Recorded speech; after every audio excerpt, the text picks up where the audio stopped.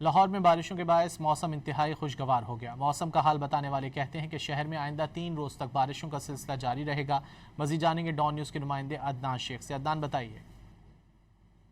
आज बिल्कुल शहर लाहौर का मौसम इस वक्त इंतहाई खुशगवार है क्योंकि गुज़िश्ता रात बारिश होती रही और बारिश के बायस हवस और गर्मी की छुट्टी हो गई है। ताहम अभी भी लाहौर में ठंडी हवाओं का राज है और वक्फे वक्फे से मुख्तलिफ इलाकों में बारिश का सिलसिला जारी है।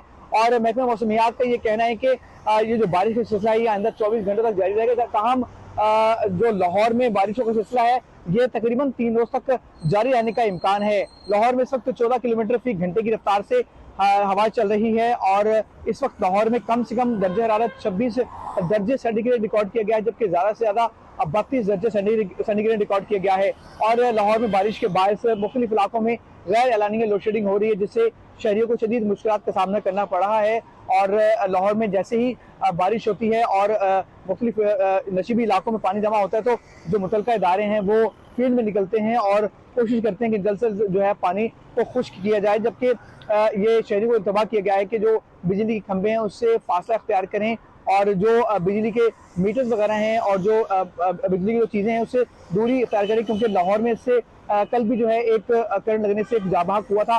ताहम शहरियों को जो है वो बारिश के मौसम में जो है एहतियात करने बहुत ज़रूरी है। जी।